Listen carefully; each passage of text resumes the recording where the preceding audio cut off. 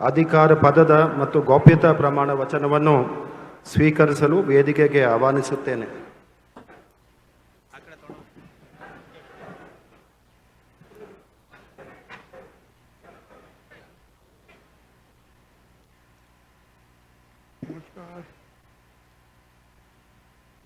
ನಾನು ಬಸವರಾಜ್ ರಾಯರೆಡ್ಡಿ ಎಂಬ ಹೆಸರಿನ ನಾನು ಕಾನೂನಿನ ಮೂಲಕ ಸ್ಥಾಪಿತವಾದ ಭಾರತದ ಸಂವಿಧಾನ ವಿಷಯದಲ್ಲಿ ನಿಜವಾದ ಶ್ರದ್ಧೆ ಮತ್ತು ನಿಷ್ಠೆಯನ್ನು ಹೊಂದಿರುತ್ತೇನೆಂದು ನಾನು ಭಾರತದ ಸಾರ್ವಭೌಮತ್ವವನ್ನು ಮತ್ತು ಅಖಂಡತೆಯನ್ನು ಎತ್ತಿ ಹಿಡಿಯುತ್ತೇನೆಂದು ಮತ್ತು ಕರ್ನಾಟಕ ರಾಜ್ಯದ ಮಂತ್ರಿಯಾಗಿ ನನ್ನ ಕರ್ತವ್ಯಗಳನ್ನು ಶ್ರದ್ಧಾಪೂರ್ವಕವಾಗಿ ಮತ್ತು ಅಂತಃಕರಣಪೂರ್ವಕವಾಗಿ ನಿರ್ವಹಿಸುತ್ತೇನೆಂದು ಭಯ ಅಥವಾ ಪಕ್ಷಪಾತವಿಲ್ಲದೆ ರಾಗದ್ವೇಷವಿಲ್ಲದೆ ಎಲ್ಲ ಬಗೆಯ ಜನರಿಗೆ ಸಂವಿಧಾನಕ್ಕೆ ಮತ್ತು ಕಾನೂನಿಗೆ ಅನುಸಾರವಾಗಿ ನ್ಯಾಯವಾದದ್ದನ್ನೇ ಮಾಡುತ್ತೇನೆಂದು ಶ್ರದ್ಧಾಪೂರ್ವಕವಾಗಿ ಪ್ರತಿಜ್ಞೆ ಮಾಡುತ್ತೇನೆ.